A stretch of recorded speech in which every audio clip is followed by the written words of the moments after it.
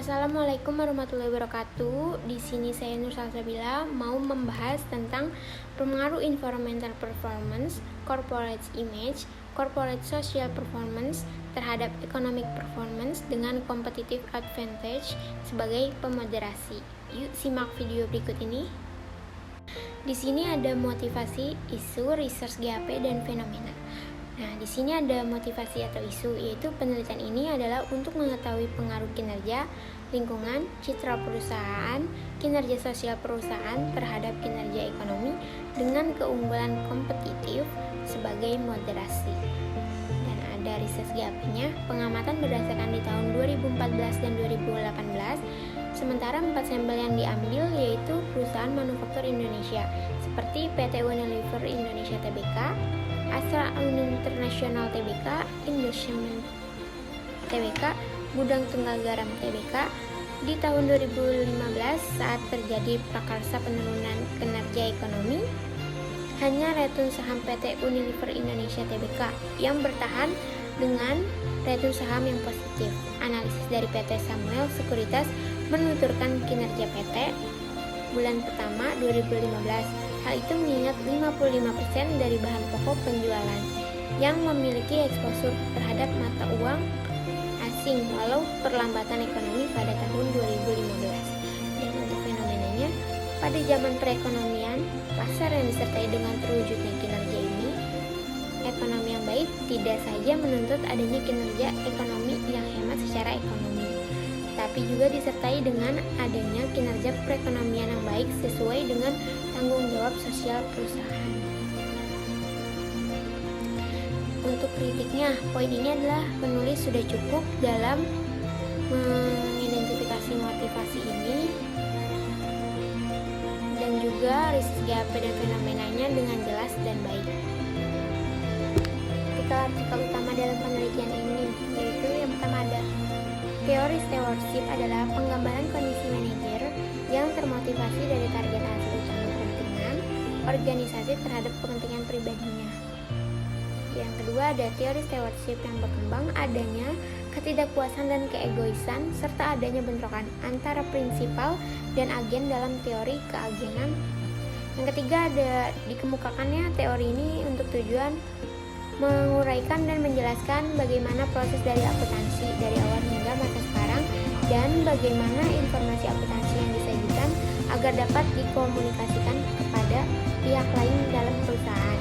Yang keempat ada postulat dari teori legitimasi adalah organisasi bukan hanya harus terlihat memperhatikan hak-hak investor baru, tetapi juga secara umum harus memperhatikan hak-hak publik. Kelima ada hal ini sangat penting agar sumber daya dapat digunakan secara optimal dalam menghadapi lingkungan. Yang keenam ada jika harga saham meningkat, maka return saham pun ikut meningkat. Sebaliknya, jika harga saham menurun, maka return saham pun ikut menurun. Dan untuk yang ketujuh, proper bermaksud agar para stakeholder dapat menyikapi secara aktif informasi tingkat penataan ini dan mendorong perusahaan untuk lebih meningkatkan kinerja pengelolaan lingkungannya. Untuk mengetahui pengaruh kinerja lingkungan, citra perusahaan, kinerja sosial perusahaan terhadap kinerja ekonomi dengan keunggulan kompetitif sebagai moderasi. Nah, di sini untuk tujuannya yaitu untuk menguji pengaruh environmental performance terhadap economic performance adalah perusahaan manufaktur yang terdaftar di Bursa Efek Indonesia. Teknik pengambilan sampelnya dalam penelitian ini menggunakan purvoice sampling, dan untuk pengkritiknya, peneliti ini tidak menjelaskan secara novelty penelitiannya pada bagian abstraksi ataupun pengantar penelitiannya.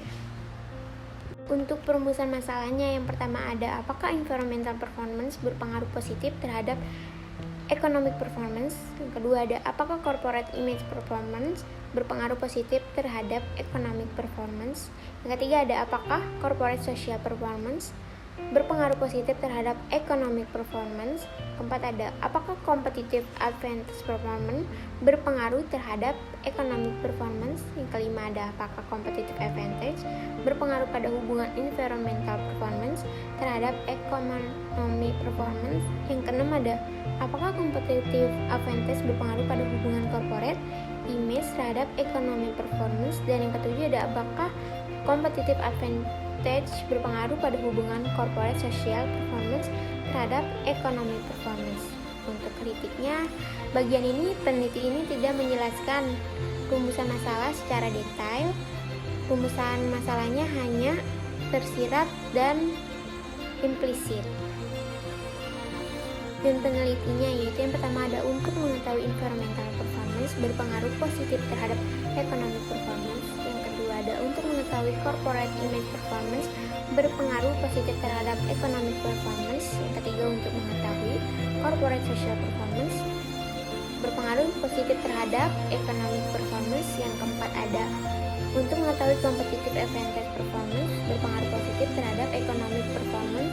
Yang kelima untuk mengetahui competitive advantage berpengaruh pada hubungan environmental performance.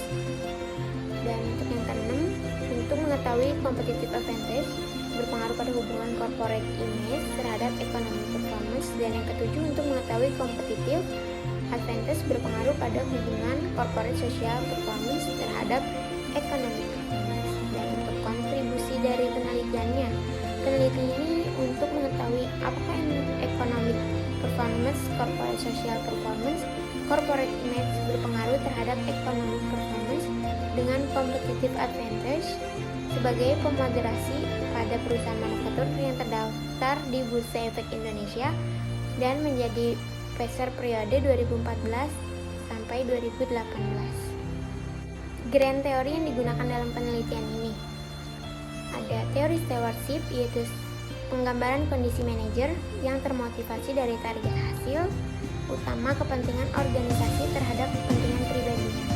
Dan ada teori akuntansi positif, dikemukakan dengan tujuan untuk menguraikan dan menjelaskan bagaimana proses akuntansi dari awal hingga masa sekarang dan bagaimana informasi akuntansi disajikan agar dapat dikomunikasikan kepada pihak lain di dalam perusahaan. Dan teori legitimasi, postulat dari teori legitimasi yaitu organisasi bukan hanya harus terlihat memperhatikan hak-hak investor, namun secara umum juga memperhatikan hak-haknya sendiri. Untuk kritiknya tidak ada kritik. Peneliti ini sudah menjelaskan keterkaitan grand teori yang digunakan dengan judul penelitian secara eksplisit. Hipotesis pada penelitian. Pertama ada environmental performance berpengaruh positif terhadap economic performance. Yang kedua ada corporate image performance berpengaruh positif terhadap economic performance. Yang ketiga ada corporate social performance yang berpengaruh positif terhadap economic performance. Yang keempat ada competitive advantage performance yang berpengaruh positif terhadap economic performance. Yang kelima ada competitive advantage yang berpengaruh pada hubungan environmental performance yang terhadap economic performance. Yang keenam ada competitive advantage yang berpengaruh pada hubungan corporate image terhadap economic performance. Yang ketujuh ada competitive advantage yang berpengaruh pada hubungan corporate social performance terhadap economic performance.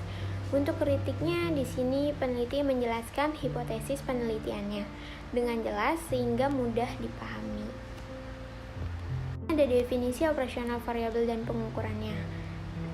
Ada economic performance atau disebut dengan Y, sumbernya dari Dewi dan Yesa pada tahun 2017. Dan ada environmental performance atau X1, sistem peningkatan kinerja proper yang mencakup dalam 5 warna yang akan diberi skor secara berturut-turut dengan nilai tertinggi untuk 5 warna emas, 4 untuk warna hijau, 3 untuk warna biru, 2 untuk warna merah, dan nilai terendah untuk warna hitam.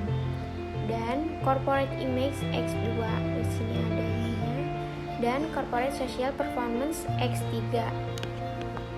Dan di sini juga ada definisi operasional variabel dan pengukurannya, yaitu competitive advantage.